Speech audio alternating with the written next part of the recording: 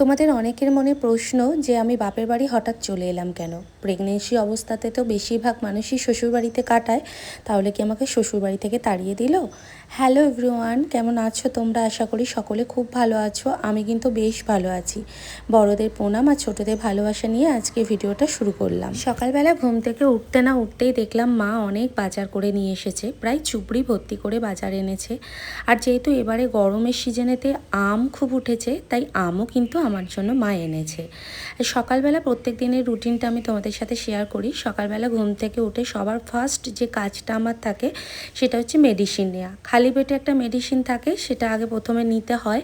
তারপর আমাকে করতে হয় টিফিন, তারপর ড্রাই ফ্রুটস থাকে, অনেক কিছু খাবার থাকে, তো সেগুলো খেতে থাকি। আর এখন তো প্রচণ্ড পরিমাণে গরম পড়েছে, সামান্য জল খেলেও কিন্তু আমার অ্যাসিডিটি হয়ে যাচ্ছে। আমার এই অ্যাসিডিটির সমস্যাটা প্রেগনেন্সির প্রথম থেকেই কিন্তু আমি প্রায় দেখতে পাই। আর খুব আমার জানো তো প্রেগনেন্সির প্রথম দিকে বমি হতো, তো ওই বমির এত কষ্ট লাগতো, তখন পাশে কেউ থাকতো না, তো নিজেই বমি করার পর মুখে চোখে জল দিয়ে বেশ কিছুক্ষণ শুয়ে যেতাম।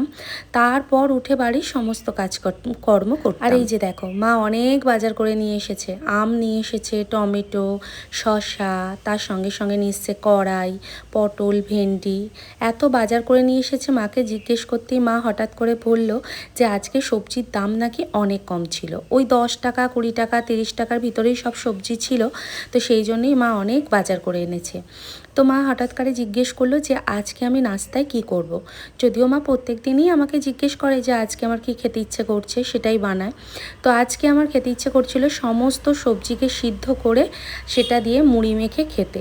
এটা আমি মাকেই দেখেছিলাম, যেহেতু আমার মায়ের সুগার রয়েছে, তো মাকে আমি প্রায় অর্ধেক টাইমই দেখতাম এরকম সবজিকে সিদ্ধ করে নুন আর লঙ্কা মেখে আর তেল দিয়ে ভালো করে মুড়ি মেখে খেত। তো আজ আমারও ইচ্ছে করলো, তাই মাকে বললাম আজকে সেরকম সবজি সিদ্ধ করা হোক। এতে কি হলো, এক ঢিলে দুটো পাখি মারা হয়ে গেল, কারণ আমারও মুখের স্বাদ মিটে গেল, আর তার সঙ্গে সঙ্গে মায়েরও কিন্তু বেশ ভালোই হলো।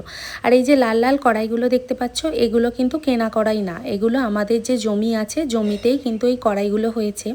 তোমাদের একটা সময় আমি শেয়ার করব, আমাদের কিন্তু জমিতে আমার মা অনেক ছোট ছোট চাষবাস করে, নিজেই করে, কোনো কাজের লোক টোক রেখে করেনি, নিজেই সেই সবজিগুলো বসায়, নিজেই ওষুধ দিতে যায়। আর সামনেই তো আমাদের দামোদর নদী, তো নদী থেকে জল তুলে সেখানে কিন্তু জলও দেয়। প্রচুর পরিশ্রম করতে পারে, এত পরিশ্রম হয়তো আমরা কখনো করতে পারি না, হয়তো এই জন্যই বলে মা বাবা। এখন জানো কি হয়, এখন মনে হয় যেটা খেতে ইচ্ছা করছে সেটা যদি সঙ্গে সঙ্গে না দেয় তাহলে মনে হয় আমার দম আটকে যাবে। প্রেগনেন্সির এই সময়টাতে আমার খুবই এগুলো ইচ্ছে করছে, আর সব থেকে বেশি যে ইচ্ছেটা করছে সেটা হচ্ছে তোমাদের দাদাভাইয়ের সঙ্গে সময় কাটানো। কারণ আমার প্রেগনেন্সির প্রথম থেকে এত দিন পর্যন্ত আমি কিন্তু তোমাদের দাদাভাইয়ের সাথে ভালো করে সময় কাটাতে পারিনি। সেই যখন আমি প্রথম ধরা পড়ে, তার প্রায় 2-3 মাস পরেই তোমাদের দাদাভাই এসেছিল, আর সেই সময়তে ডক্টর দেখিয়েছিলাম, না হলে একা তো ডক্টর দেখাতে যেতাম। তো সেই সময় ডক্টর দেখে সোনোগ্রাফি করা হয়েছিল, ব্যাস সেই যে গেছে, তারপর থেকে তোমাদের দাদাভাই কিন্তু এখনও পর্যন্ত আসেনি। আর এইদিকে সবজি কাটতে কাটতে দেখলাম আমাদের চলে এসেছে নলের জল। ওই যে বাড়িতে এখন সরকারি যে নল দিয়ে যাচ্ছে, সেই নলেতে যে জল আসে, সেই জল কিন্তু আমাদের সকাল 8টা থেকে প্রায় 12টা অবধি থাকে, আবার সন্ধেবেলা 6টা থেকে কিন্তু 4টা পর্যন্ত থাকে। ঘড়ির কাটায় 9:30 বেজে গেছে, তাই ভাবলাম সবজিগুলো সিদ্ধ করতে বসিয়ে দিই।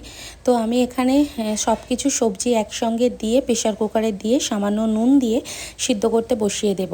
আর এই সবজি মাখাটা খেতে কিন্তু খুব ভালো লাগে, আর প্রেগনেন্সির সময় এরকম সবজি কিন্তু বেশি বেশি করে খাওয়া খুব দরকার, যাতে বাচ্চার পুষ্টিটা খুব ভালো হয় এবং প্রোটিনের পরিমাণটাও খুব ভালোভাবে পায়। এবার তোমাদেরকে বলি আমি কেন বাপের বাড়িতে রয়েছি। প্রথম কথা, আমি তো ফ্ল্যাটে থাকি, সেখানে আমার শ্বশুর শাশুড়ি এসে থাকলেও বেশি দিন থাকতে পারে না, আর তার সঙ্গে সঙ্গে হচ্ছে আমার মায়েরও তো গিয়ে থাকা সম্ভব নয়। তো সেই জন্যই আমাকে কিন্তু আমার মা এবং তোমাদের দাদাভাই এবং আমাদের বাড়ি থেকে সবাই মিলেই আমার বাপের বাড়িতে পাঠিয়ে দিয়েছে। তাছাড়া আমার শ্বশুরবাড়িতে একটা নিয়ম রয়েছে, যে নিয়মটা হচ্ছে বাচ্চা হওয়ার পর মুখে ভাত হবে, তারপরই কিন্তু আমি বাচ্চা নিয়ে বাপের বাড়িতে আসতে পারবো। তার বাচ্চাটা কিন্তু আমার শ্বশুরবাড়িতেই হবে। তো এই রকমই নিয়মের জন্যই আমাকে তোমাদের দাদাভাই আগেই এখানে পাঠিয়ে দিয়েছে এবং আমার শ্বশুরবাড়ি থেকেই এখানে আগে পাঠিয়ে দিয়েছে। এই সময়টাতে বলে মা ছাড়া মা হওয়া সম্ভব হয়ে ওঠে না, সেটাই হয়েছে আমার ক্ষেত্রে। সবাই চায় এই সময় একটু মায়ের যত্ন পেতে, তো সেই জন্য মা কিন্তু নিজেই গিয়ে আমাকে নিয়ে এসেছে। আর সেই সময় যেহেতু আমার শরীরটা অনেক খারাপ ছিল, তাই কিন্তু আমি কোনো ভিডিও করতে পারিনি। তো এখানে আসার পরই একটু একটু করে ভিডিও করতে পেরেছি।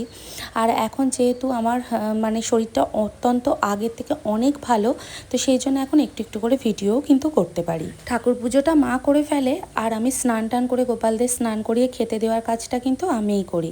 যেহেতু বাপের বাড়িতে এসে তেমন কিছুই কাজকর্ম আমাকে করতে হয়, প্রায় বসে থাকলে বললেই চলে, তো সেই জন্য এই টুকটাক কিছু একটু আধটু করতে বেশ ভালোই লাগে। আমার প্রেগনেন্সি জার্নি প্রথম থেকে এত দূর পর্যন্ত আমি তোমাদের সাথে কিছুটা হলেও শেয়ার করলাম। তো যার তোমাদের প্রেগনেন্সি জার্নিটা কেমন কেটেছে অবশ্যই কিন্তু তোমরা কমেন্ট বক্সে কমেন্ট করে জানাতে পারো। সবাই ভালো থেকো, সুস্থ থেকো, আবার দেখা হবে পরবর্তী একটি ভিডিওর সাথে।